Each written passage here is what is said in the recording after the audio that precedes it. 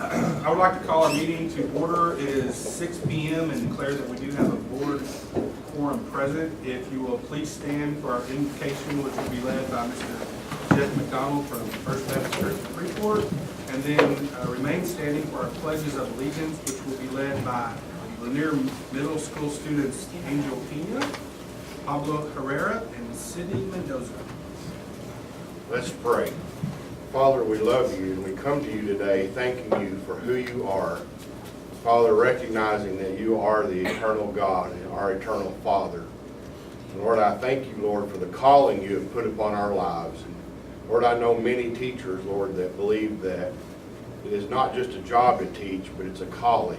And Lord, it's a calling to better the lives of other students and, Lord, to lead them down the right path. And Lord, I thank you for our school board, and I'm thankful for the calling you have put upon them. And Lord, I pray that you would give them wisdom tonight. Lord, and you said in your word that you would give to all men wisdom if they ask of you. And Lord, we ask that tonight, Lord, that every discussion and every decision that is made tonight would be with wisdom and with understanding. In Jesus' name we pray. And everybody said, Amen.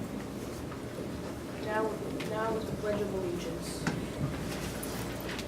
Honor the I pledge allegiance to the flag of the United States of America and to the republic for which it stands, one nation, under God, indivisible, with liberty and justice for all. Honor the Texas flag. I pledge allegiance to thee, Texas, one state, under God, one and indivisible. And now at this time, the Lanier students have a few gifts that they would like to give our board members since it is Board Recognition Month.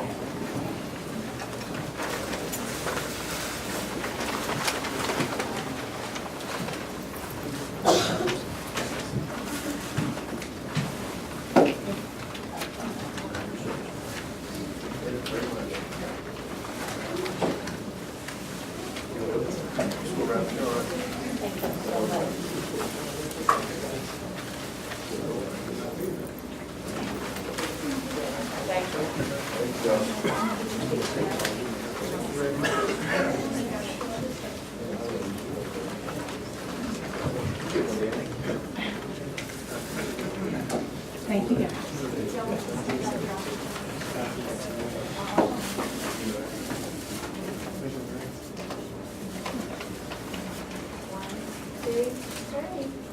Great job.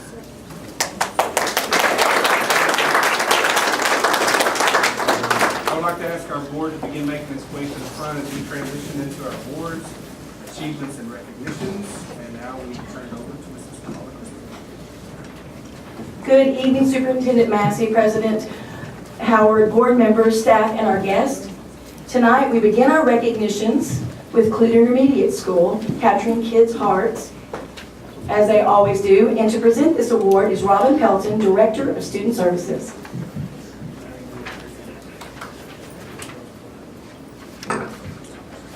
Good evening. Brazosport Independent School District would like to recognize Clute Intermediate School for being named by the Flippin Group as a finalist for the 2017-2018 Capturing Kids' Hearts National Showcase School Award. Since 1995, the Flippin Group has provided campuses across the country with tools and processes necessary for creating the socio-emotional safety conducive to learning.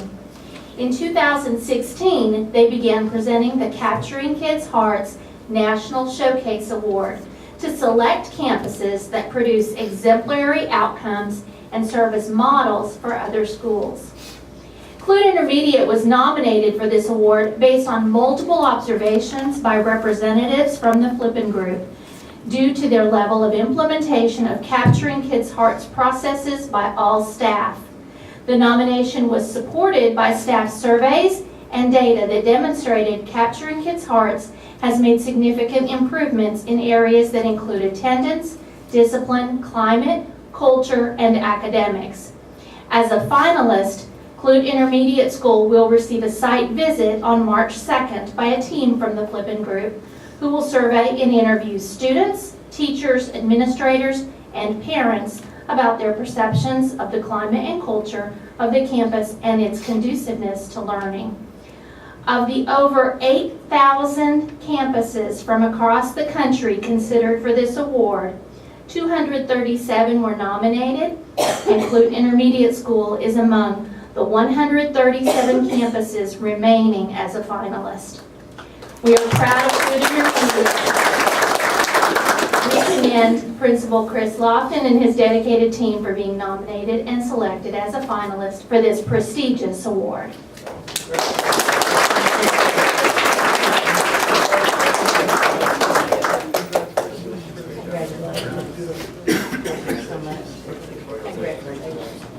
Good job. Good job. Good job.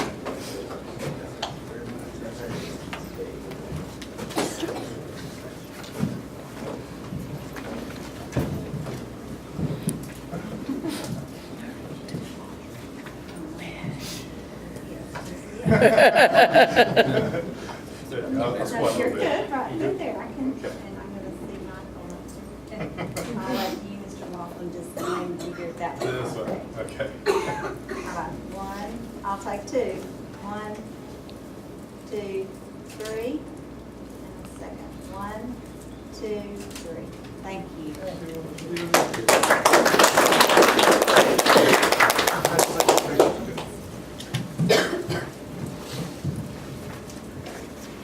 And now our next recognition, Mr. Monty Berger, Chief Operations and Technology Officer, will introduce our newest administrative teammate. Good evening. It is indeed my pleasure to introduce our new Director of Maintenance, Mr. Zeke Wingen. Come on up. Mr. Wingen has served in BISD for nearly 30 years. Over these years, Mr. Wingen has proven his great value as a leader time and time again. And Mr. Wingen is quickly doing the same in his new role as Director of Maintenance for BISD. If you would please join me in welcoming Mr. Zeke Wingen as BISD's new Director of Maintenance.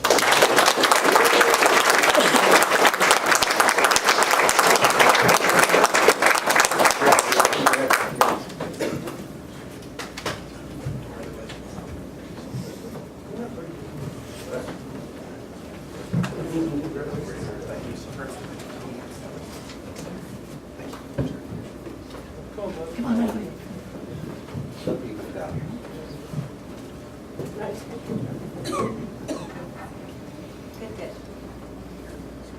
1, 2, 3. And the second. 1, 2, 3. Thank you. Wait. One more. I lost him, so. Okay.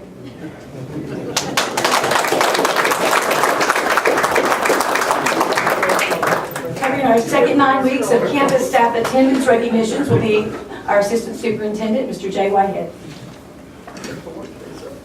Thank you. Good evening. The most impactful person in a child's education is his or her teacher. With that being said, the importance of staff attendance is critical. BISD continues to emphasize, reward, and recognize staff attendance. Tonight, we celebrate 3 campuses with the best staff attendance for the second 9 weeks. Elementary campus, represented by Principal Julie Evans, Best Brandon Elementary, with 95.23%.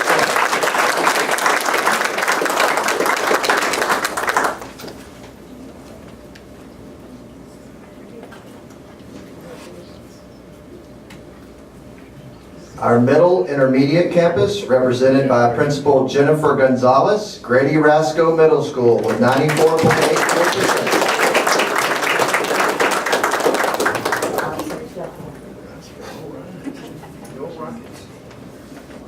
And finally, our high school, represented by Principal Mr. Richard Yos, Brazosport High School, with 95.06% attendance.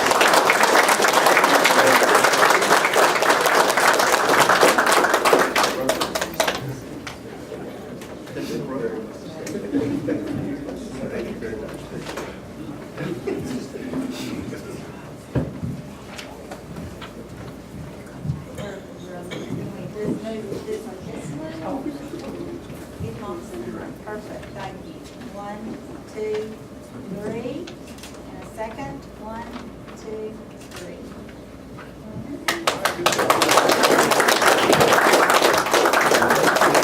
And now to present the second 9 weeks campus student attendance recognitions, our Executive Director of Administrative Services, Tracy Phillips.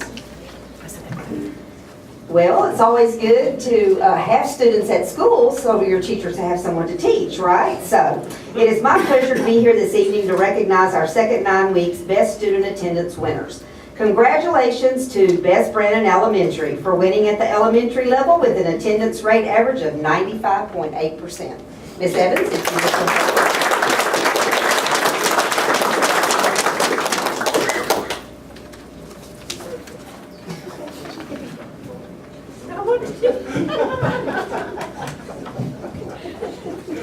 Rasco Middle School can boast about a 95.3% rate, making them the winner at the middle intermediate level. Ms. Gonzalez.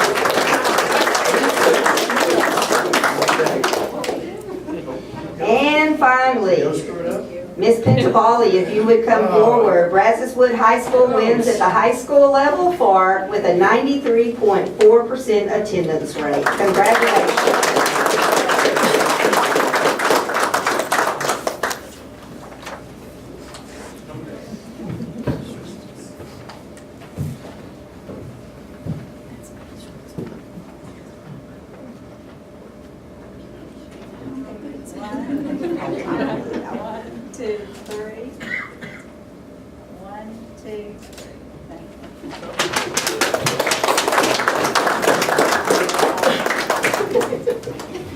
And now to close out our January recognitions, we would like to honor a group of volunteers that give countless hours to the students and staff in our district. A group that has just recently been selected as one of HEB's 5 finalists for the Excellence in Education Board Leadership Award, our Board of Trustees.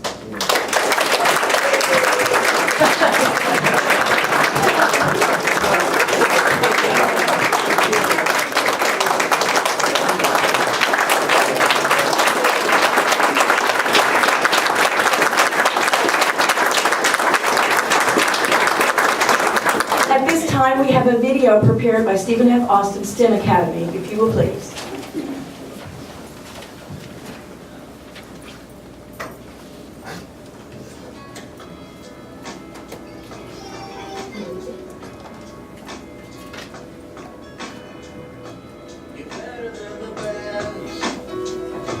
I'm lucky just to linger in your light, cooler than the flip side of my pillow. That's right, completely unaware.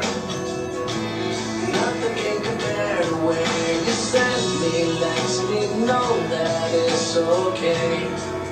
Yeah, it's okay in the moments when my good times start to fade.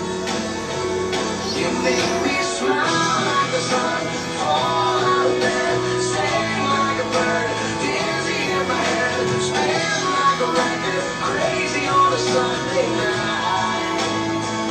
You make me dance like a fool, forget how to breathe, shine like gold, pose like a bee. Just the thought of you can drive me wild. Oh, you make me smile.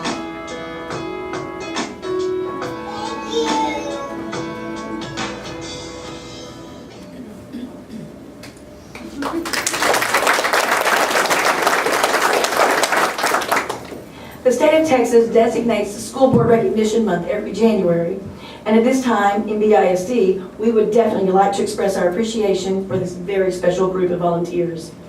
In Brazosport Independent School District, we are grateful for the service of these fine community leaders. In honor of this occasion, Superintendent Massey has declared in this proclamation, whereas Brazosport Independent School District is setting the standard for educational excellence with the mission to graduate each student to be future ready, and whereas the Brazosport Independent School District, we believe every child deserves the highest quality education. We believe everyone is accountable for student success. We believe students find purpose through connections with their schools. We believe collaborative partnerships are vital to strengthening the learning experience We value and support the contributions of our staff. And whereas the Brazosport Board of Trustees work closely with parents, educational professionals, and other community members to ensure that BISD will provide a rigorous and relevant learning experience to ensure that every student will be future ready. BISD learning environments will be safe and conducive to learning. BISD will promote, communicate, and market the accomplishments, achievements, and successes of students and staff. BISD will exercise fiscal responsibility to ensure financial strength and provide the resources to equip and maintain quality facilities and educational programming. BISD will recruit, develop, and retain highly effective staff. And whereas the Brazosport Board of Trustees are strong advocates for public education and are responsible for communicating the needs of BISD to our community and the public's expectations to the district.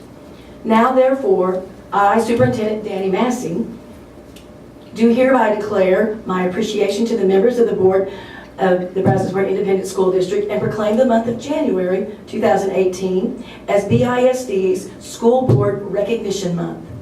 I urge all BISD students, parents, staff, and community members to join me in recognizing the dedication and hard work of our Board of Trustees. In official recognition whereof, I hereby affix my signature on the 22nd day of January 2018, Superintendent Mr. Danny Massey. In Brazosport Independent School District, we are soaring to success because of the leadership of this board.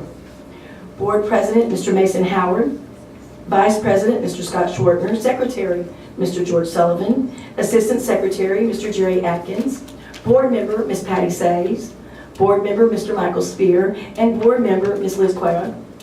Thank you for your service. We are a grateful district.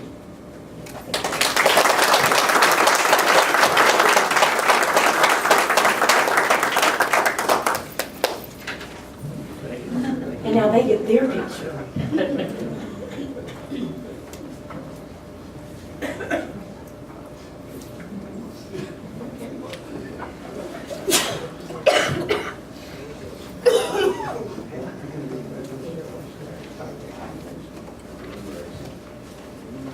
Down front, do you know the drill?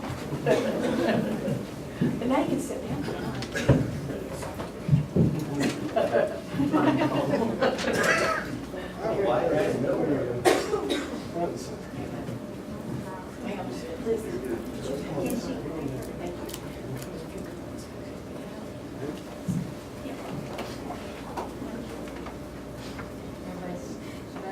Certificates up. Very good. 1, 2, 3. 1, 2, 3. Thank you. Thank you all. This does conclude tonight's awards and recognitions, but we will be back in February with examples of BISD students and staff setting the standard in educational excellence across the state.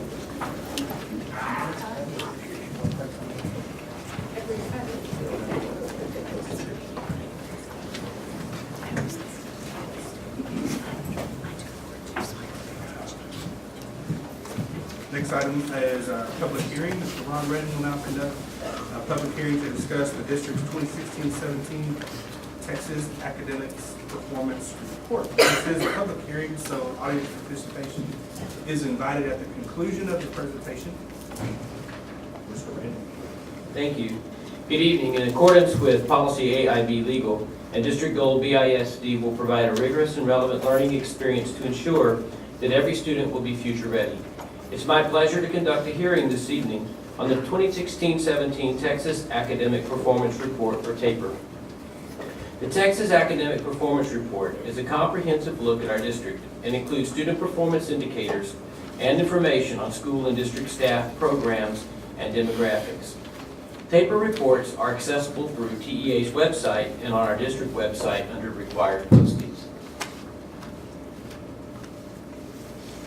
Texas Education Code, Chapter 39.306 requires each district's Board of Trustees to publish an annual report that includes the Texas Academic Performance Report, the PEAMS Financial Actual Report, the district accreditation status, campus performance objectives, a school safety report, and information on the performance of BISD graduates in their first year of college. The district's accreditation status continues to be accredited, and that report will be posted on the district website along with all of the other reports that you will hear tonight. The Texas Academic Performance Report is divided into 3 sections. Section 1 provides a report on the performance of BISD students on 2017 state assessments. Section 2 highlights lagging indicators regarding attendance, dropout rates, completer rates, and post-secondary readiness. And Section 3 is a report on district demographics, teacher and student information, and district finances. 2017 was an improved assessment performance year for BISD. As you can see by this graphic, performance improved on 16 of 22 assessments. The district improved in 20 of the 27 assessment areas measured using the approach's grade level, or minimum passing standard measure.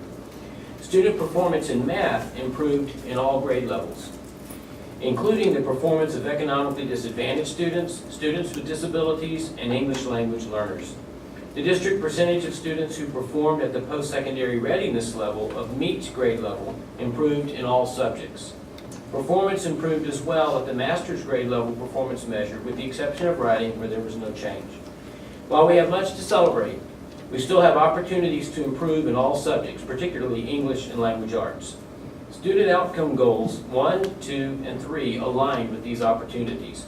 We continue to actively monitor student performance on curriculum-based assessments and benchmark examinations, as well as early literacy, reading, and math screeners, and to provide timely interventions to students. We will continue to provide reports to the board on our progress on student outcomes. The second section of the TAPR, or TAPR, includes a series of reports based on data from the 2015-16 school year. Many of these reports align with our 4th and 5th student outcome goals. Included in the lagging indicator reports are attendance, dropout rates, completer rates, and post-secondary readiness. I want to take a moment now to highlight some of the indicators you see on this slide.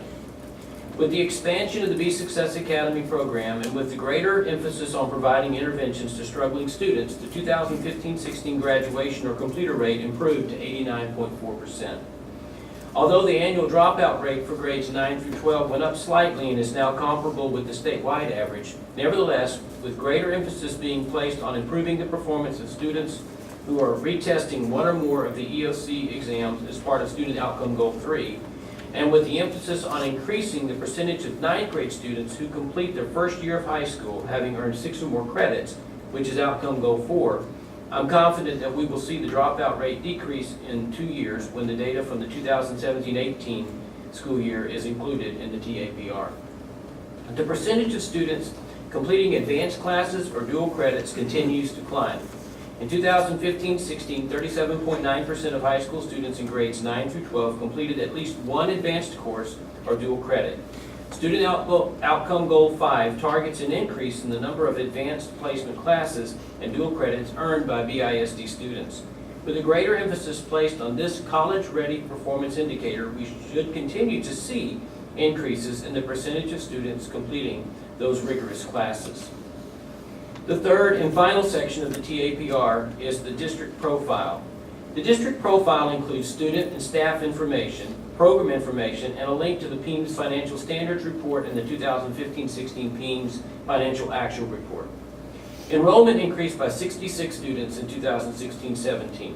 The percentage of students serviced by bilingual ESL education grew by 1.6%, and since 2014-15, that percentage has increased by 3%.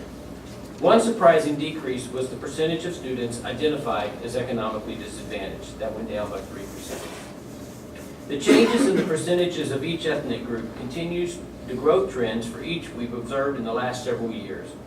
The percentages of both African American and white students continue to decline, while that of Hispanic student continues to increase. 2 years ago, the district added just over 60 new positions to support student learning at the campus level. Last year, another 63.5 positions were added, including nearly 17 teachers. That's 123.5 positions in 2 years. Over the last 3 years, the Board of Trustees and the Human Resources Department have worked very hard to recruit and retain high-quality teachers. 2 significant initiatives included higher pay and the payment of stipends. Over that period, the teacher turnover rate has decreased by 0.5%, and the average teacher salary has increased by $3,440. Although financial information is not presented on this slide, the board book includes the 2015-16 financial actual report, and the report is posted on the district website. Texas Education Code requires each campus to have an improvement plan with performance objectives and to measure progress toward meeting those objectives. The campus performance objectives for the 2017-18 are included in your board packet. This year, campus principals were asked to lead their campuses to align performance objectives with the 5 student outcome goals. Once the performance objectives were created, campuses created strategies to support their efforts to accomplish each one. Campuses evaluate progress on each performance objective each quarter. Campus improvement plans are posted on the district website along with the other reports being presented tonight. The next report included in tonight's presentation is the 2016-17 Student Safety Report. Texas statute requires every district to publish a report on school safety at their schools. BISD publishes this report on our website under required postings. The report includes a table that provides data required by statute along with a complete list of district safety initiatives. Since 2014-15, the district initiatives designed to reduce serious student misbehaviors are having a positive impact. Since that year, arrests have declined by 26% and criminal offenses by 42%. It's important to note that even with those declines, BISD has a very low number of these incidents each year, including the benchmark year of 2014-15. As a district, we are implementing 40 different initiatives and activities to help support student and staff safety. The activities you see on this slide represent only a few of the many different things we're doing to make our schools a safe and friendly place where students can learn. As mentioned in the previous slide, the full listing of initiatives and activities is included in the 2017 report on school safety that will be posted on the website following tonight's board meeting. A copy of the report has been provided to you in your board book. The final report of the evening is the report on high school graduates' enrollment and academic performance in Texas public higher education. In this report, student performance is measured by the grade point average earned by 2014-15 high school graduates who attended public 4-year and 2-year higher education in fiscal year 2016. 2 years ago, 466 members of the class of 2015, or 60.3%, started a path in higher education. Of those students, 452 started down that path in Texas 2- and 4-year institutions. 73% of the students who attended a 4-year public institution had a GPA of 2.5 or better, indicating their readiness for university. I've included the report of high school graduates' enrollment and academic performance in Texas public higher education in your board book. The report will be posted on the district website. The 2017 Texas Academic Performance Report for BISD is full of positive news for our district. While there remain opportunities for improvement, there can be no doubt that the district is moving in the right direction in our pursuit to provide the highest quality education to all our students. This concludes the public hearing on the Texas Academic Performance Report. All of the Texas Academic Performance Report documents can be accessed by clicking on Required Postings under District on the menu bar. Since this is a public hearing, I'm happy to answer any clarifying questions from the board or from the audience. Do we have any questions from the audience? From the board? On the ACT drop? Yes. Pretty significant. It did, yes. Maybe like 30%. And do we have less students? No, take it, or- no, we actually increased it from 125 to 400.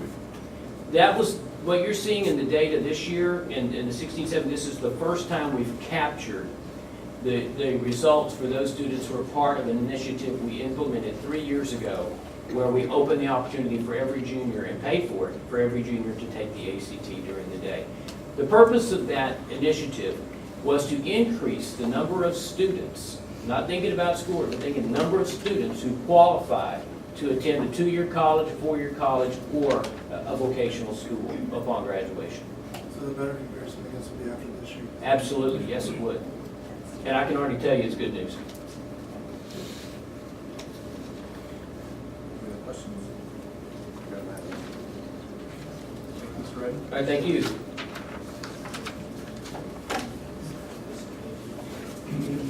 Hearing no further questions, we will now close the public hearing at 6:30.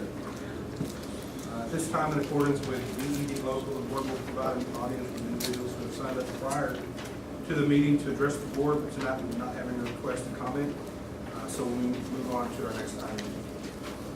Next item is our consent agenda. Are there any items requested to be pulled from the consent agenda?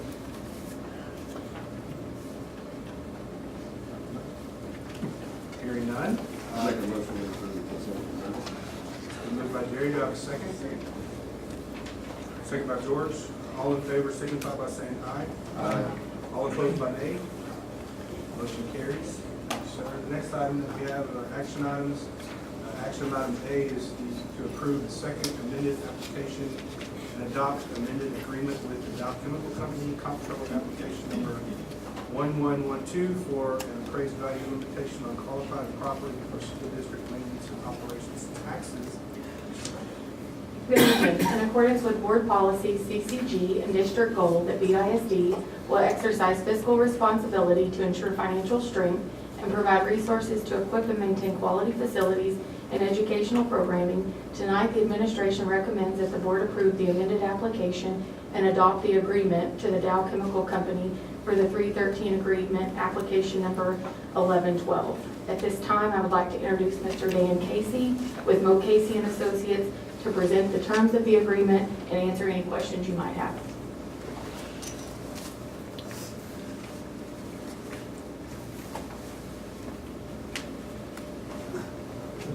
Thank you very much, Mr. President, members of the board, Superintendent Massey, and staff and guests. I'm Dan Casey of Mo Casey Associates.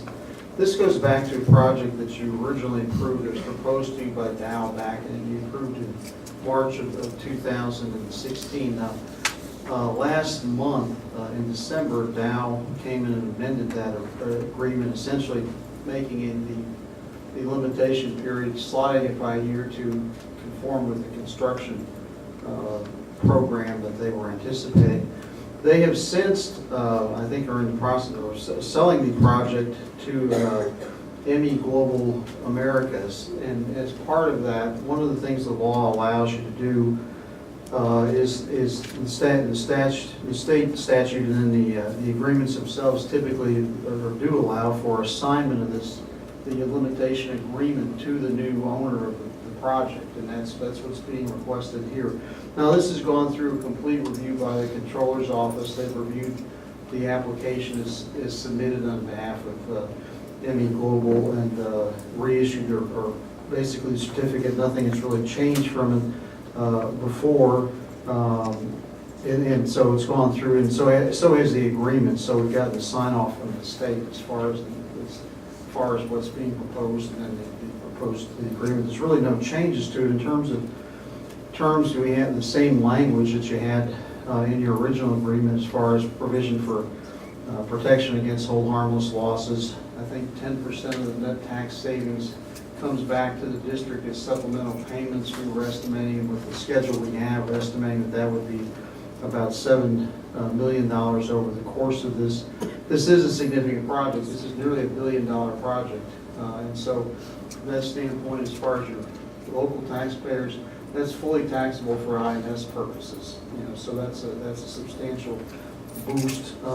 One of the reasons I go through this assignment is that the board's actions on this has value for the company. I mean, you have the estimates that we had presented with the previous amended agreement, where I think the company, with the schedules we had, of course those are going to change depending on what happens with appraisals and whatnot, but basically it'd be about a $63 million benefit to the company, to the new owner, based on the board's prior approval of this, and the fact that this is consistent with what Dow brought forward in December. So I do think that it's one that we're very comfortable recommending to you. We see these these assignments are becoming more commonplace, where I typically run into more wind energy projects and the rest, where they sell those pretty frequently amongst themselves. A little less on the industrial side, but we've seen a number of these, or we've seen this has become fairly commonplace as projects move forward, or even more frequently completed projects than at this stage. And I'd be happy to try to answer any other questions you may have, but I think this is I did some trolling on the internet this weekend, and it looks like this is a major component for any Global America, as they view this as a major project for them as far as their plans for the future. So I think it kind of very much helps solidify it. They'll move forward on it. Any questions? I'm sorry. No. They don't have any questions. The only thing is that I think as we badger you each time you do one of these, as far as identifying any potential conflicts of interest you may have with regard to Dow or any global, I think what the attorneys recommend is you abstain from voting on this, and we identified those conflicts, but abstain from that. As part of that, to save you grief later in life from the state auditor's office when they come around and review these, for lack of a highly technical description. Okay,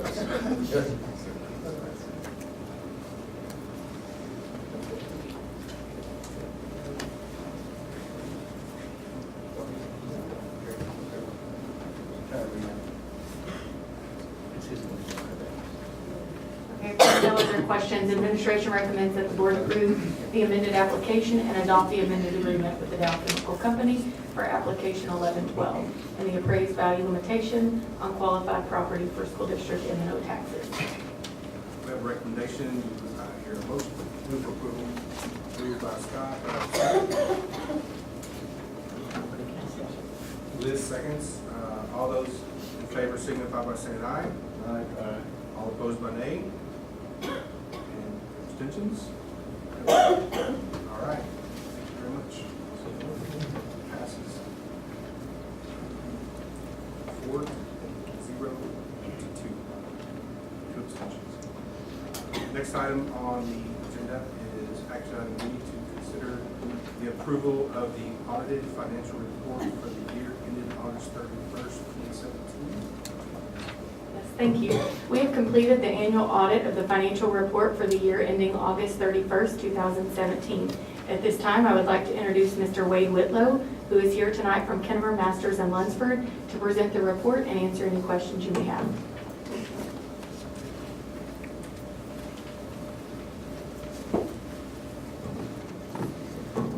Good evening. I'm Wade Whitlow, partner with Kennemer, Masters, and Lunsford. I just wanted to start with talking about the approach to our audit. Our audit approach is we come in 2 different weeks, and we bring a lot of our staff with us, and we're very demanding on the district's personnel, not only in the business office, but in various other departments throughout the district. Everyone is very cooperative and very help us quite a bit, get everything that we need, talk to anyone we need with the audit procedures that we have in place. So I just wanted to thank everyone in the district for cooperating with pesky auditors that come in each year. Also, with the transition in the business office, I just want to commend Rebecca with the job that she did from an audit perspective. We saw, if we wouldn't have even known that a transition took place. So from an auditing perspective, I just want to commend Rebecca for that. For the audit itself, there are 2 opinions in there. We have an audit of the financial statements and an audit on compliance of major federal programs. Both opinions were unqualified or unmodified. The major federal program that we tested was Title I, and we had no instances of noncompliance or any weaknesses in internal control related to compliance. With the financial statements themselves, there were also no weaknesses in internal control identified. So everything was very sound from a control standpoint where we tested. The only thing that's a little different in this year's audit report versus past year's audit reports is there was a new pronouncement from the Governmental Accounting Standards Board related to the value limitations that the district currently has. So there is some disclosure information related to those value limitations, but it did not affect the financial statements at all. It was just for disclosure purposes only. So that is something that's new in there that hasn't been there in the past. That's all that I have, if you'll have any questions. Yes, sir. Okay, so as far as an audit process, how do we, and if you can't answer it, that's fine. How do we compare to some of the other districts that you guys audit as far as findings and just in compliance? From an auditing standpoint, the district is, we look at BISD is a model from an auditor coming in and auditing. As far as comparative to the other districts that we audit, I mean, the district here is at the top, along with some other 1A, 1B type situations. But from a finding standpoint, I can't think we've had a comment here and there over the past few years, but there's nothing significant that would cause us to think about changing our opinion or anything like So that. when you audit other districts, you typically do find something, or is it common, rare, or is it, I'm just trying to gauge. It's common. We do find things, and I mean, we do come in, and I'm sure that everyone that comes in contact with us can attest that we audit them pretty good, whether it's compliance or financial related.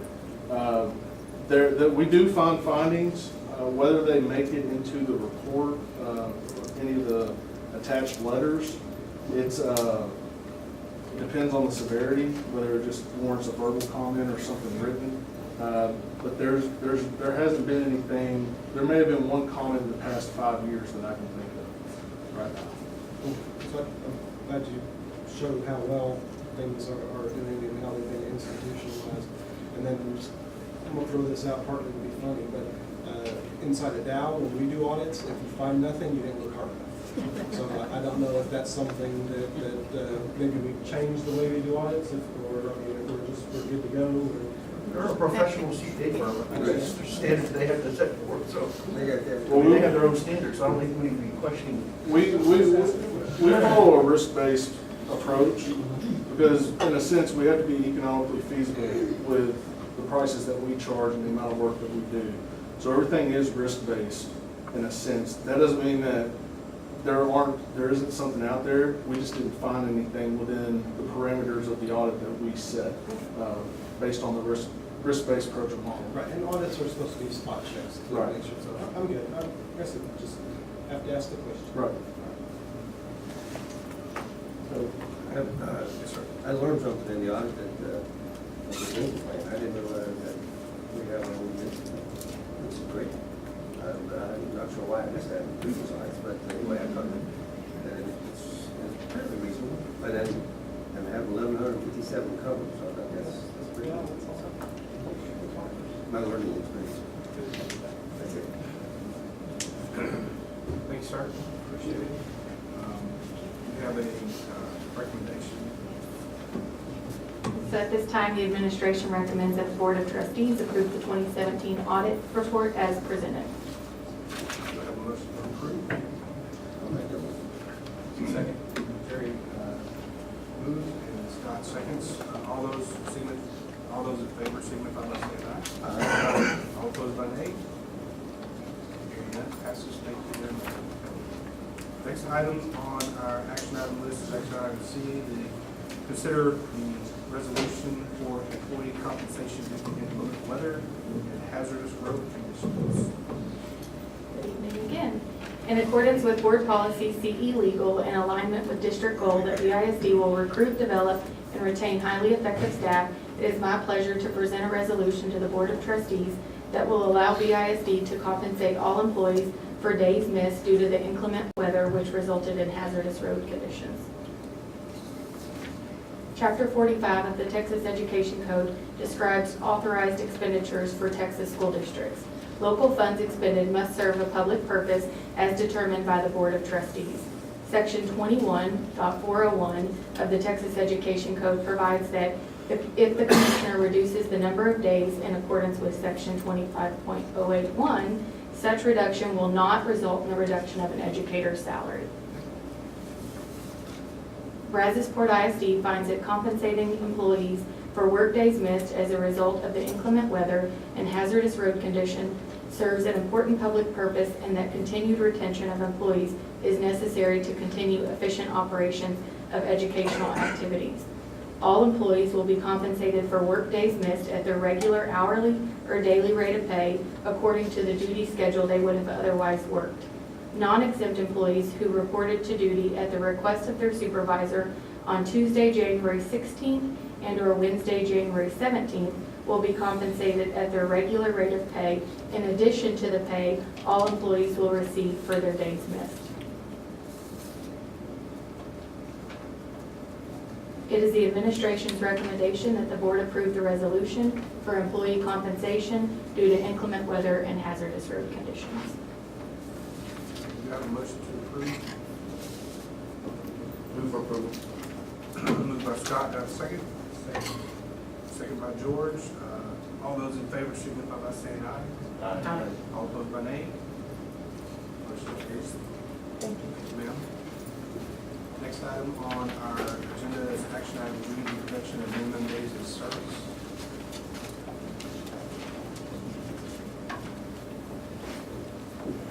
This is a continuation from what Rebecca just presented. Good evening. The following is in accordance with Board Policy BC Legal and in alignment with the district goal. BISD will recruit, develop, and retain highly effective staff. Texas Education Code, Section 21.401, requires that a contract between a district and an educator must be for a minimum of 10 months of service and provide a minimum of 187 days of service. Due to the impact of Hurricane Harvey, Brazosport ISD Board recently approved submitting an application to the Commissioner to reduce the number of days of service from 187 days to 178 days. Brazosport ISD schools were again forced to close on Tuesday, January 16th and Wednesday, January 17th, due to a heavy freeze resulting in road closures and unsafe driving conditions. As with the previous request for adjustment in contractual days, Brazosport ISD will submit a request to TEA for shorter contract term commensurate with the number of days closed for the 2017-2018 school year. It is the administration's recommendation that the board approve submitting an application to the Commissioner to reduce the number of days of service from 187 days to 176 days. I'd be happy to answer any questions.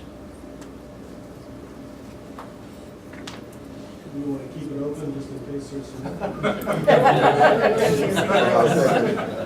hope you don't have to go back again.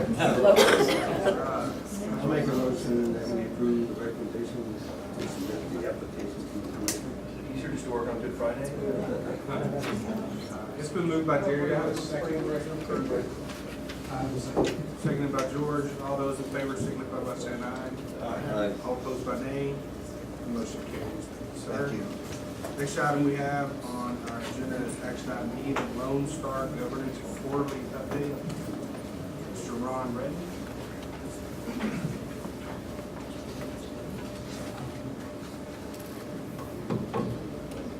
All right. In alignment with Board Policy BAA Legal and with BISD goals, Brazosport ISD will provide a rigorous and relevant learning experience to ensure that every student will be future ready. And in alignment with components in the Lone Star Governance Implementation Plan, I'm presenting for approval the Lone Star Governance Quarterly Update.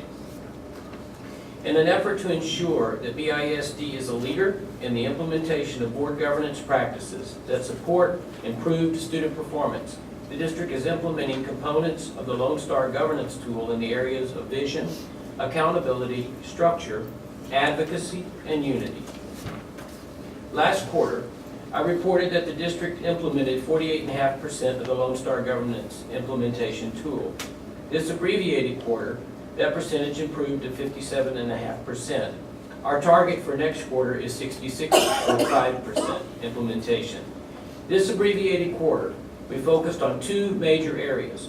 One, consistently spending more than 25% of the total minutes of each board meeting on student outcomes and superintendent constraints. And two, conducting a review of all local board policies to identify local policies regarding district operations that are neither required by law nor an appropriate exercise of the board's oversight authority as defined by the board's adopted constraints.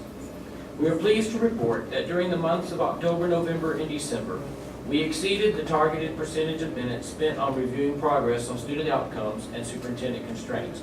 In October, 36.8% of meetings were spent on outcomes and constraints. In November, 38.8%, and in December, 38.2%. The percentage of time spent reviewing progress on outcome and constraints includes time spent recognizing the accomplishments of our students and staff, which is a highly valued practice in our district. In November and December, we completed the local policy review. We can assign ourselves credit for this component when the annual policy review is completed in July. Looking ahead, we will use the January through March quarter to review board evaluation tools and to consider how best to incorporate LSG training into the pre-election overview provided to candidates running for a position that is up for election. We will also work on an updated display of district status and targets on outcome and constraint measures. It is the administration's recommendation that the Board of Trustees approve the Lone Star Governance Implementation Quarterly Update as presented. At this time, I'd be happy to answer any clarifying questions you may have. Any questions? Do we need to report the amount of time that's taking us to gather all the data and report it back? Or not? I wish you could. I was just asking. I mean, they won't let us do 110%. Yeah. Just saying. Just asking. Yeah. Thank you for all you do. Thank you, welcome. My pleasure, really. We'll get to the full 100 points by the time frame. But, oh yeah, we are. We're moving at a good pace, but there are some elements in there that can't be completed for up to 2 years, because there has to be some longevity to some of the activities. Any other questions?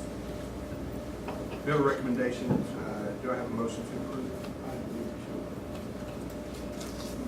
George moves to approve that. Second by Mr. Spears. All those in favor signify by saying aye. All opposed by nay? Carries. Thank you very much. Appreciate you, sir. By the way, with that super majority, we just earned another point. Our next I will. is action item F, the culture of voting resolution. Thank you, President Howard and board members. The Texas Election Code, sections 276.001 and 276.004, protect an employee's right to vote. Exercising one's right to vote is a civic duty that should be encouraged and promoted. The Board of Trustees of Brazosport ISD seeks to create a culture of voting and encourage all district employees to model responsible citizenship for the benefit of students. Public education and the educated citizenry created by public education are the greatest safeguards to the state of Texas and the continuation of a free society, and the institution of public education is best protected by a robust and informed electorate. That the Board of Trustees of Brazosport ISD supports a culture of voting and seeks to encourage maximum participation by district employees and eligible students in the elections process. The Board of Trustees of Brazosport ISD authorizes the administration to take steps necessary to ensure maximum participation by district employees and eligible students in the election process, which may include creating district communications that inform employees and eligible students of the importance of voting, creating district communications that inform employees and eligible students about when and where they may vote, creating district communications that encourage employees to participate in voter pledge programs such as TexasEducatorsVote.com, creating district communications that encourage employees to use third-party tools to learn about candidates' position on public education, such as TeachTheVote.org, implementing no-cost incentives to promote voter participation, encouraging district and/or campus coordination with volunteer organizations such as the PTA, PTO, or retired teacher groups to encourage and facilitate the district's efforts to create a culture of voting. It is the recommendation of the administration that the Board of Trustees approve the culture of voting resolution as presented. Do I have a motion to approve? Make a motion that we approve this item, and I have comments. Second. Moved by Jerry, seconded by Scott. All those in favor, signify. I'll be discussing prior to the vote. Yes, sir. Talk about a waste of time, our state senator to the north, Houston Betancourt, asked the Attorney General for an opinion about spending money for that. Talk about, I mean, anybody could answer that question. I mean, it's a total waste of, it's amazing how that they're definitely scared of all our educators coming together and vote. However they vote, however they want to vote is fine, but they're really worried about that. So hopefully they will. It's correct. Any other comment? Then we'll call for the vote. All those in favor signify by saying aye. Aye. All opposed by nay. Motion carries. Next item we have on our agenda are our reports. Our first report is new Ogg Elementary update. Good evening. Last month I presented in the bond update a brief preview of the design of the new Ogg Elementary. It just so happens that today it went out to bid for subcontractor bids, and next month we'll be coming to you for approval of the guaranteed maximum price. Tonight is my pleasure to present VLK Architects, who are here to give you a more detailed preview of the new Ogg Elementary design. I'd like to introduce Todd Lean, Monica Castillo, and Brad Ewing, who is passing out the booklets for you.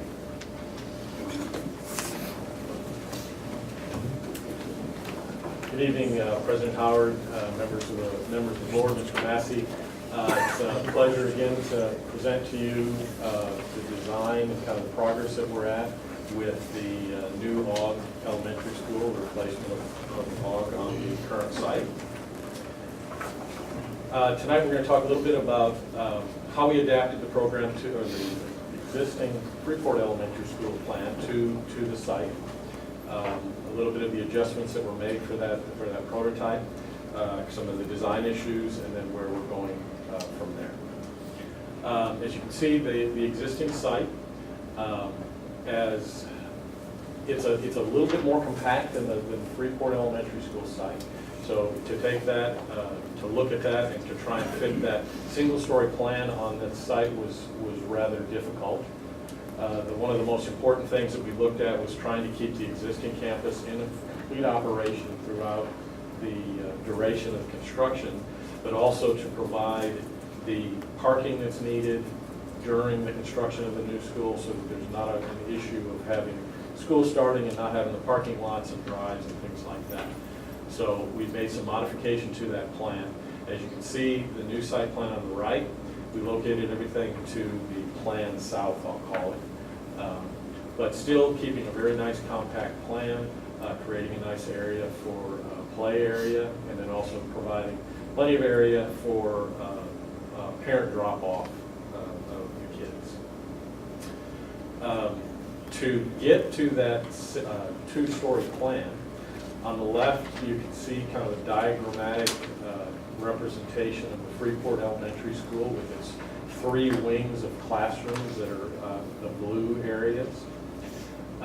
What we did is take that wing that's on the top and just stack it up on the wing that's on the right. That gives us a much more complex floor plan that allows us to put it on not only the Ogg site, but also the Roberts and Brown sites when they come.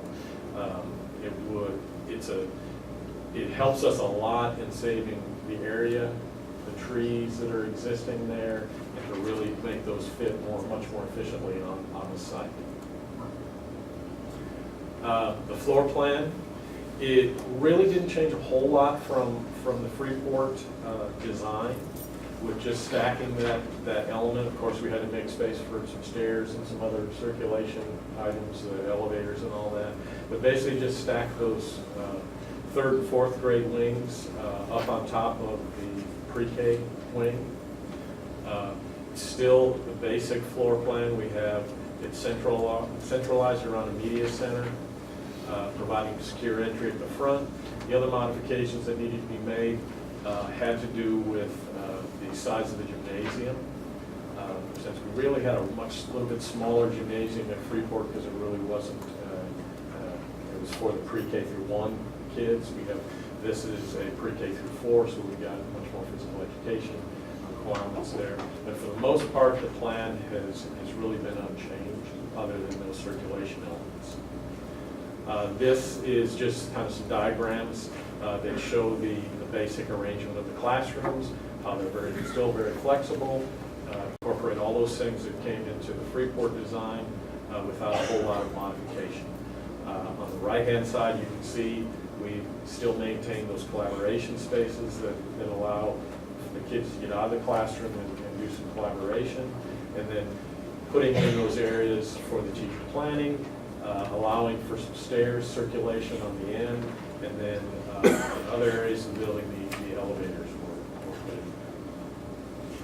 in. This is just a typical classroom that we have laid out, again, very similar to the Freeport plan.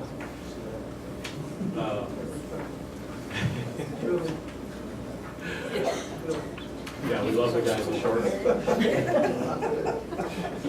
We're gonna get Brad to change that. Put some pants on him next time.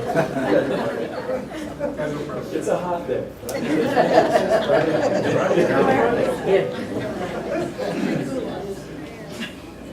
These are some other representative renderings of the areas. The area number 1 is in the corridor, looking at one of the teacher planning pods down the corridors.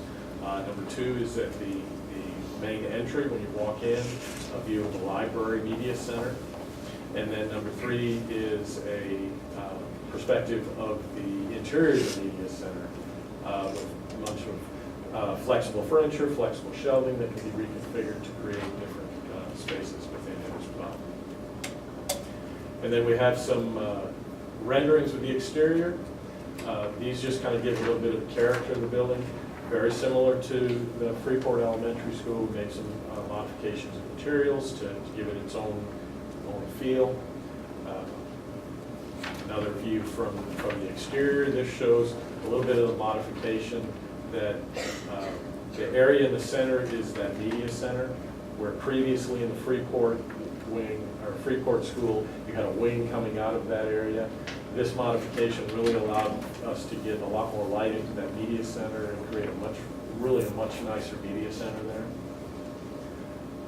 This is just another 3-dimensional view of that same, looking at the media center as well as the activity room. This is a palette of materials that were chosen for the exterior, the brick colored policy and Ewing's fiber cement panels. It just gives the kind of the massing and the color of the building when it will be complete. So we're here tonight giving our update. As Alex said, the drawings went out to bid. The contractor is getting pricing from the subcontractors. We'll do a pre-proposal meeting next week with those subcontractors to answer any questions that they may have. We'll receive bids on February 7th. Go through that, work through with the contractor to get the price to where that needs to be. And then the intent is to present to the board in February with hopefully for approval of the GMP and immediate notice to proceed so that the contractor can begin construction in the end of February with the goal of opening in August of 2019. I do all want to make sure and give lots of credit to Brad for his work and design of, it was a challenge to make it the 2-story, but I think it came out very well, and I think it'll pay off in the long run of being the adaptability for the other sites. And then also Monica for her efforts in helping me lead everything. So With that, any questions you might have, I'll be happy to answer. The one thing that came up with the city meeting was my friend and neighbor right on the corner was worried about the drainage, and I assured her that drainage for our school was going to be taken care of, but we ought to be maybe asking the city about that drainage area, what they have planned. So I'll be doing that also, but if you guys work through that just to make sure that is. Yeah, absolutely. Our civil engineers are working closely with Alaska Drainage District to make sure that they're meeting all the requirements, not causing any other issues, but also meaning taking care of whatever they have on site with the detention areas.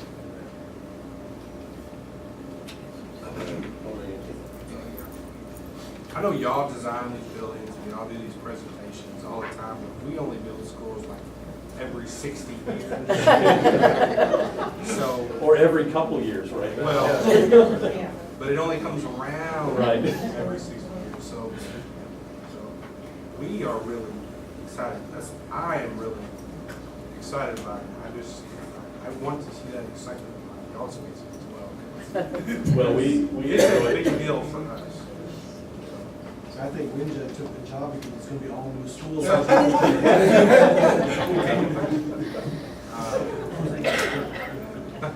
Yeah, we need more dirt. Yeah, we need more dirt, right? Well, we look forward to it, and we certainly appreciate the opportunity to do these and many more. I was assuming that these designs were too good that some of the older people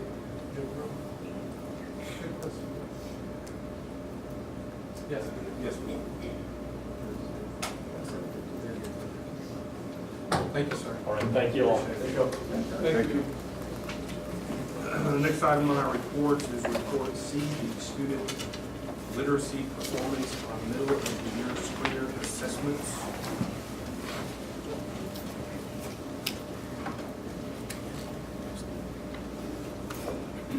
Good evening. In accordance with BH Local and BISD Goal Number 1, Plazosport ISD will provide a rigorous and relevant learning experience, ensuring every student will be future ready. I am pleased to present BISD's middle of the year student literacy performance data for kindergarten through second grade students. All BISD students in grades K through 2 are assessed using a screener 3 times a year to determine their literacy progress. Assessments are given during the school year in the months of August, December, and May, and are known as our beginning of the year, middle of the year, and end of year screeners. This first table illustrates our growth from the beginning of the year, school year, to the middle of the year for our kindergartners. As you can see at the top of the table, AP Boydell had 72% of their kindergarten students at the beginning of the year on grade level, and by the middle of the school year, they had grown their kindergarten class by 16%, resulting in 88% of their kindergartners being on grade level. In turn, Best Brandon started the year with 76% of their kindergarten students on grade level, and now after several months of instruction, 91% of their students are currently on grade level, a 15% increase. This table illustrates that all of our elementary schools have shown significant growth since the beginning of the school year, and we are surpassing our growth expectation of 82.6% for this year. Currently, 87.8% of our students are on grade level on our middle of the year kindergarten assessments. That is a 5% increase over our estimated predictions. Similar to the first table, this table demonstrates the performance of our first grade students. As you can see, the assessments become more challenging, and the scores from the beginning of the school year to the middle of the school year reflect those challenges. For 5 of our schools, Best Brandon, Elizabeth Ney, Gladys Polk, Madge Griffith, and TWO have shown an increase in students being on grade level. 3 of our schools did not meet expected growth standards, while 1 held constant. The campus administrators are reviewing their data and addressing areas of deficiencies while working with their faculty and staff to implement plans to ensure instructional improvement and student growth will occur. We currently have 79% of our students who are on grade level in first grade, with an end of the year goal of 81% of our students being on grade level. This next slide displays our mid-year literacy scores for our second graders. Starting at the top, you can see AP Boydell began the school year with 58% of their students on grade level, and now 72% of their second graders are currently on grade level, an increase of 14%. As you review the table, you will notice that 8 of our 9 schools made considerable growth since the beginning of the school year. Our assessment scores indicate that 75.4% of BISD second graders are on grade level, and we anticipate we will meet our end of the year goal of 82.6%. This final table demonstrates where we were last year in the middle of the school year with the percentage of students who were on grade level compared to this year's percentage of students currently on grade level. If you look at the kindergarten class, they scored 88% last year. If you go across this, you'll see that they scored 88% this year. This table also illustrates where each cohort grade level was last year compared to this year. So if you look at the table, the orange boxes display where our kindergarten students were last year, that's 88%. And then their mid-screeners for this year, as first graders, they're 79%. In turn, if you look at the purple boxes, it indicates where our first graders were last year at 65%, and how they are performing this year in second grade at 75%. The data does show improvement is occurring, but we're also aware that there are some areas that we need to address to ensure gains will continue. Campus and district administrators are aware of our challenges, and we are confident we will meet our end of the year literacy goals and continue to enhance and increase student literacy rates. In closing, this report was intended to provide you with a picture of our mid-year progress toward meeting our literacy goals for BISD students in grades kindergarten through second. I will now take any questions that you may have. Yes, sir. I'm not sure I understand. The color coding is Cohort. the same kids. Correct. Apples to apples. So it just kind of makes it a little cleaner.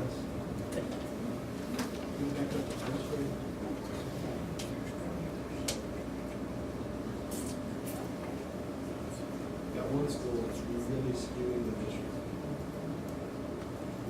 I don't know what the grade level would look like. That's kind of an outlier. I don't know what the scores would look like for the district if we were to remove. If you remove the 3 schools out of there, you're at 83%. If you just remove the one. On that one, you would probably put yourself a little bit higher.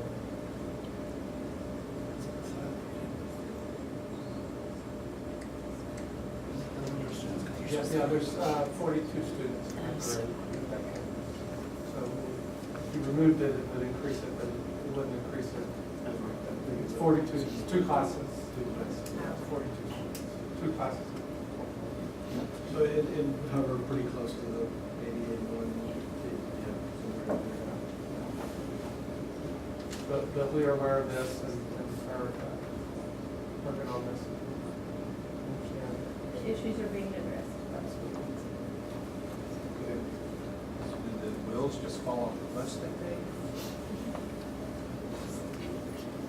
I think the gas in the bus is running low. We're pushing higher octane into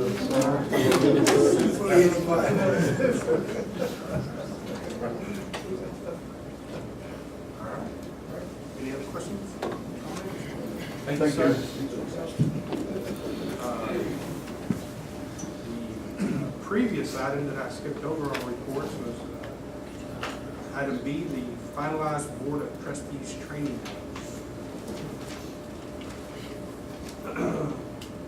In accordance with board policy BBB legal, trustees are required to obtain annually their required number of continuing education hours. As board president, I'm required by the State Board of Education to announce the name of each board member who has completed the required continuing education hours, who has exceeded the required hours, and who is deficient in the required continuing education hours. I'm also required to state that completing the annual required continuing education is a basic obligation and expectation of any sitting board member under the State Board of Education rule. In Tier 1, all board members have completed the requirement of 3 hours. In Tier 2, all board members except for Mrs. Patty Sayes have completed the required 3 hours of training. And Tier 3, all board members have exceeded the required training hours. I would like to thank all the board members for meeting your continuing education hours, and this concludes my report and change. Next item, report D, board committee reports.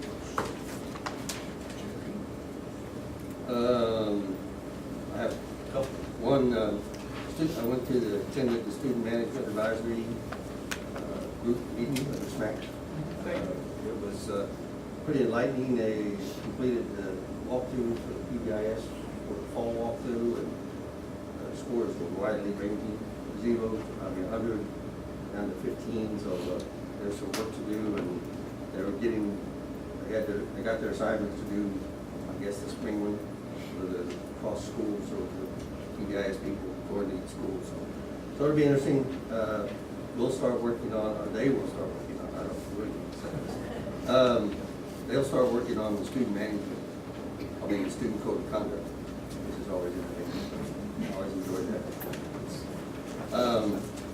So anyway, if you have anything on student code of conduct, let me know.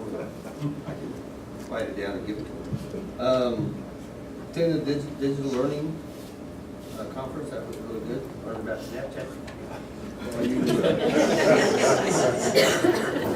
parents, Snapchat, think about it. For all you parents who have teenagers or 15 and below or 6, whatever it is, I want to wish you a lot of luck. As only grandparent now, I'm holding my kids accountable to make sure my grandkids don't get caught up in that. But, Did you make you a Bitmoji too while you were there? yeah, I got on Kahoot. Anyway, where we voted, I got on actually. Everybody's, it's funny. I listen to it always say, a lot of the adults are complaining about the connectivity. I get at the high school, they're talking about the teachers and people. I can't go. And I think that came up with one of the kids. I went to a couple of student-led conferences, which was really very good. There was a question kind of in passing about how do you guys do it with connectivity problems. It's all no problem. We can manage. We don't worry about it. So it's kind of like they're not worried about it. Why should It's kind of like they've got it wired. So but anyway, they did show how the student organizations can use the Snapchat and et cetera, and it was quite interesting. Kids did an outstanding job presenting, and that was one of the reasons I went to all those. I did go to Google Wear and the Google Keep, and I'm a to-do list guy, and now I got Google Keep. So I did learn. I went back to Google Forms for my second time, and I still didn't learn anything. Very interesting. The food bank brought down a whole bunch of supplies. They had crates of scissors. It was just amazing. I don't know how much they gave away, but it was going pretty quick when I went by there. So hopefully teachers appreciate it because they sure were taking a bunch of it home. They were limited in what they were giving out, so I think anybody who wanted something, I guess that's something. So that's good. The livestock show. It was amazing as usual. And since Dr. Karen's here, thank you for inviting us to lunch. It was very good. Looking forward to the next one. And then I also have a report on the CASA convention that I went to. So, David, ready?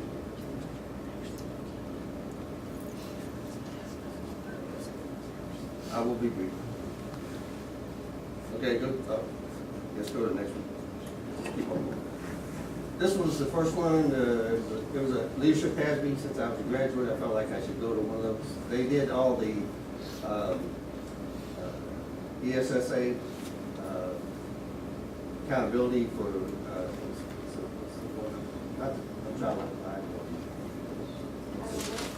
No, this Title I was the first part of the presentations. What's No Child Left Behind is now what? SSI. Anyway, so they presented all SSI components. So I went to this first one. you know, it was interesting, learned a lot, and but just to kind of get some information on the Title I funding and what it's used for and how the accountability works. So, go ahead. This was district innovation, and just some information I took a lot. 60% of the districts are now DOI, I guess. I do have a form, a little handout I need to give to Ron just to make sure. I think we're caught up with all the policy that they recommended, so but it doesn't hurt to double check. So basically, we had some policy changes that we have to use. I think we're caught up on those. Most of them are listed there. So go ahead. Texas legislature. I think we all heard about this and know about it, you know. But I sat in for another one just to kind of catch up, and I guess the special education, you know, no enrollment caps that finally. And then the cameras, which I think we're probably getting involved with as far as clarifications on how long you keep it and where it has to go and how long you have to install them. Go ahead. Focusing on future student success. This is student outcomes, so this is very perfect for what we have. Basically, the Iowa Lighthouse study keeps coming up all the time as far as the student outcomes, and basically the board responsibilities you see there: set clear expectations, create conditions for success, hold the system accountable, you know, build collective will, and learn together as a board and superintendent team. So this was, you know, nothing new, but a nice reminder. So. And 30 seconds. Oh, yeah. This whole thing is student outcomes. Next one. Yeah. More from the team building sessions. You know, basically team building once a year. And one of the things that caught me on the highlight there is team building. You know, what needs to change. I think that's you know, a good start in any team building that you come to, and hopefully build on that. So, and the next one. Advocacy, easy as 1, 2, 3. I put this up here because I sat in on this guy. This was like a 20-minute session, but this is the Brad, Big Brad. Big Brad. Yeah, he came and Danny had him here to go through all the pairs and you know, it's really a customer service. It was very good, and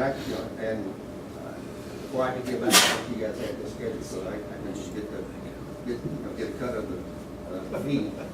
But basically, 3 questions I thought were pretty good. It says, what makes people proud of your schools? How do people really feel about your schools? And what can you tell people about your schools? I don't know if he included that in the training or not, but this was a little bit different from the customer service training. But basically, you know, you got to get the message out. You know that. We're working on it. So it's, and I guess the last one I really liked, which I think we probably need to work on some more, is remember to keep employees informed about district goals and success stories. I think we're doing a good job on that. But you know, it's good to see this and understand that hey, this is how we get the public schools be the school of choice. I saw a picture from Brazil with a gold scarf. Next one. The general session, John Quinones, I guess, or Quinones or whatever. Yeah, I don't know. I know what's 2020, so I have no idea what it is. But anyway, highlighted that the was performing, so they did a good job. I will say that you did get interrupted by a fire alarm, so we had to evacuate. And for some reason, I was in the right spot because I evacuated out the door, went right down the steps, and my bus was like that. Got on the bus and headed back to the hotel. Get out. I didn't know what to do. The interesting part is that he filmed a closure, and it got sent out. So his closure was on YouTube or I don't know what it was, but you got to see it. So I thought that was kind of interesting that he made that extra effort. But it was good. It was talked about in school growing up in San Antonio with audio. So okay, next. Next one. Legislative update again. Again, I just put all you down here as far as what was happening. And I guess the highlight of the school finance commission was 13 members and reports due in December. So we're going to study financing and how to finance and what's wrong with it again for the umpteenth time. So I don't know if anything's going to new come out, but anyway, next one. Just a little more about the bills that were there. And basically, interesting part is what next, you know, of course, school finance, teacher pay, school choice, property tax relief, whatever that's gonna be, start date, tourism, and the TRS, so those are gonna hang around. Next one. Exhibiting opportunity. The Arlington ISD was presented by BOK, very entertaining, it was interesting, a little different setup from that one, but it's always good to kind of see that, build on the knowledge and see what they can offer, which was very well presented. Next one. General session, Hill Harper, it was kind of an active discussion. I didn't really get much out of it, to be honest with you, so it was okay. He got a little excited. Did you go that one? It wasn't that good, so next one. CASB, well, at least I win. CASB Delegate Assembly, basically, we met with all the, Should you let them know during the review, or? Sure he does. The meeting with all the Region 4 delegates and alternates, just to hear the process, and since I've been a couple times, pretty much knew about it, so just reviewed the nominations report, the directors and officers, and also how to vote. The next one is the Delegate Assembly, and bylaw changes and minor advocacy agenda. I think we got one today, so had 22 proposed resolutions, 3 were pulled for discussions, 1 was pulled for added wording. I will say that our friend from HISD, who are Lone Star's governors, had to get up and make the comment. It was entertaining as usual. So, moving on, don't want to get in trouble. Thought leader session with Mike Morath, titled Commissioner's Update on the State of Public Education. This was very good, as he always is. You know, I always recall that Charlie Gibbons was the CASB president one night. When Mike's in the room, if he's not the smartest one, he's in the top 2. So he just, again, he really has a passion for, you know, improving the student outcome, right? It's obvious. Anyway, he talked about Hurricane Harvey, and then he talked about the student performance. So here we go. I started clicking. Affects the student performance. You can see the reading, the math, and the science, and over the years have gone up. So it's heading in the right direction. I think this is a good thing for advocacy. Is that, hey, you know, it's slowly improving. College enrollment is 57%. I think that's pretty much, that may be a little higher than what we have. High school graduation is the highest ever, and the SAT and the ACT though is still at a constant level for the past 20 years of those who take it. So I thought that was good. New Star report card. I guess we'll find out what that is when it is. Go on teachers. Thought that was an interesting comment. Stipend for college student teachers that they're looking at that TA is. And then principals. I don't know when this is coming, the recertification for instructional leaders, but you know, we highlighted that as coming. Next. Again, this is the XG board development.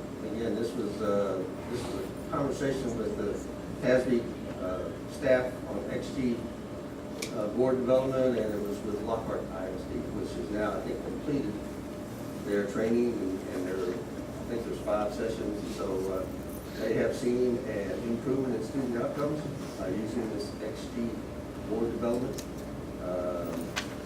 You know, they really bought into it, and were very high in their testimony as far as being very effective.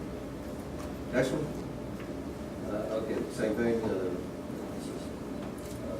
Talk about the exceptional governance board self-assessment. I think we need to look into that. I think we've done that to get it done. But there's 5 sessions. Basically, builds governance capacity, and that's kind of what our plan is now. I guess equips the boards to act confidently, focus on improving student outcomes. I keep saying that line. Do we get credit for those? Okay. Next one. Communication tip for the board and superintendent teams. Basically, there was 4 quick talks. Work on me first, conscious leadership and communication, keep it safe, and help them do what they can. I like that one. Help them do what they can. So next one, I think that's, are we in? No, Oh, this is a, yeah, go ahead, one more. This is the reason I stayed for Sunday, to hear Jamie Ballman, and basically it's the great conversation, defending public education one community at a time, which I thought was very interesting, and of course he is extremely entertaining for those who haven't seen him, but action on 3 fronts: combating the negativity, creating a 21st century learning environment, contesting government regulations, like use of marquees to highlight public education. Apparently that's been controversy that he's found around the country. We're not allowed to do that, so. But to build conversations, stop belittling schools, shift the negative to positive, share something positive, sustain the positive, and start now. I think we as the BISD under Danny's leadership, we've already started, so that's good. Again, pointing out that teachers are a large employee group, and we're talking about resolution to get out to vote, so here it is again. So, but it was a very quick 50-minute talk that went by very quickly. So, yeah, so much knowledge, and it's pretty entertaining. So, I think that's it. I think the next one was good. Yep. So anyway, that's my report on the TASB,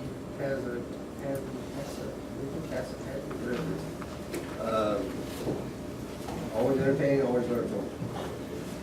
That's it. I'll quit now. I gave enough time. Nice. Thank you. Do you have any other board committee reports?